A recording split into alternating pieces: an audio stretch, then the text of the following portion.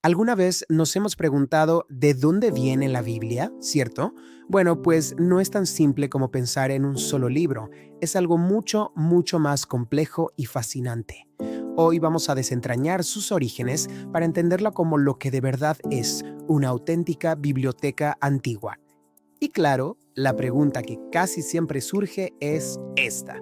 ¿La Biblia es un solo libro? Es una idea muy común, pero la realidad, créanme, es muchísimo más interesante. Pues no, en realidad estamos hablando de una biblioteca. Y esta es la idea central que vamos a explorar.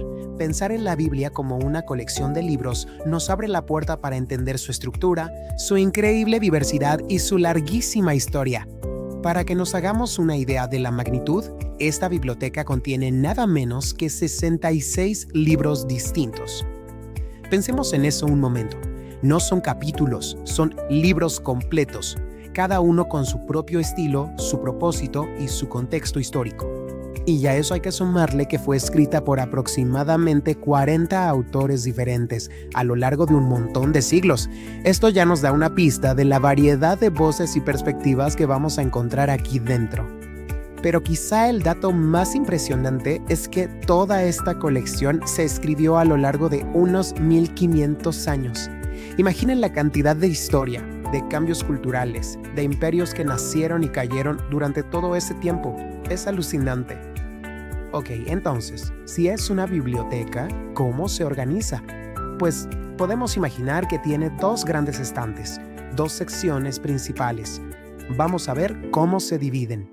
Miren, aquí la división queda clarísima. Por un lado, tenemos el Antiguo Testamento, que es la sección más grande con 39 libros y que tardó cerca de 1000 años en escribirse.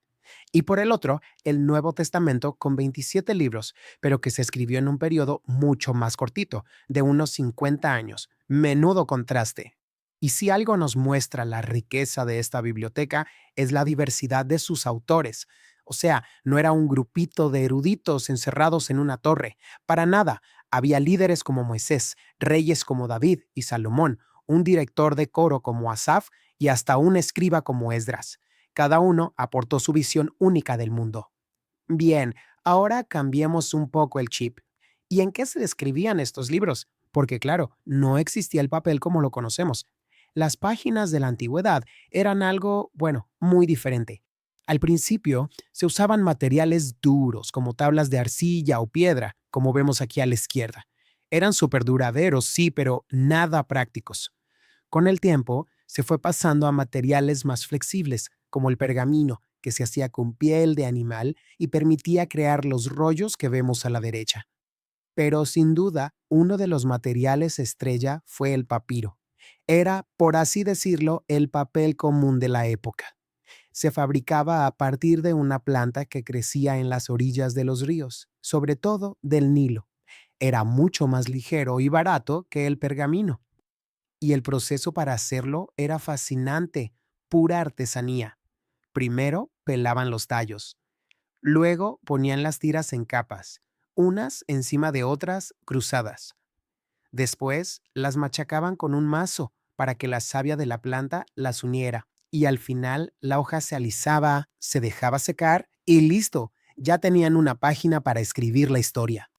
Claro, y las herramientas también dependían del material.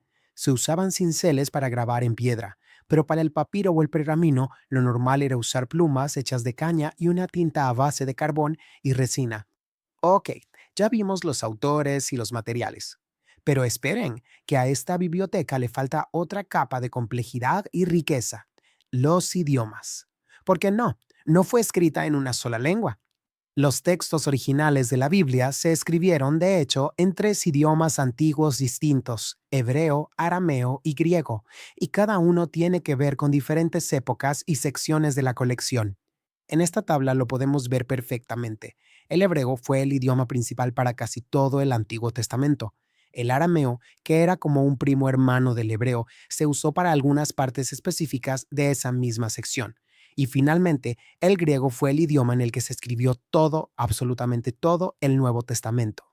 A ver, un momento. Tenemos 66 libros, 40 autores, 1500 años y 3 idiomas.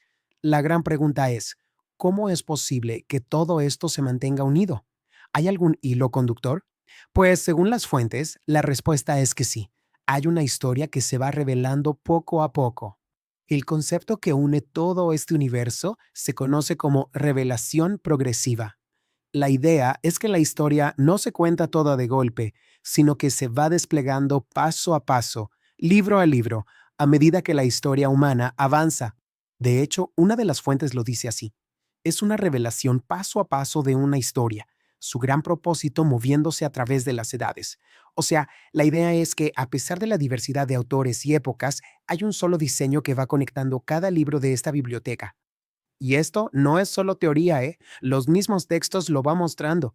Al principio, la comunicación divina es muy simple, a través de un altar para Abraham. Luego se vuelve más directa, como con Moisés en la zarza ardiente. Después se establece algo más formal para toda la nación de Israel, primero con una estructura móvil como el tabernáculo, y finalmente con un edificio permanente, el templo.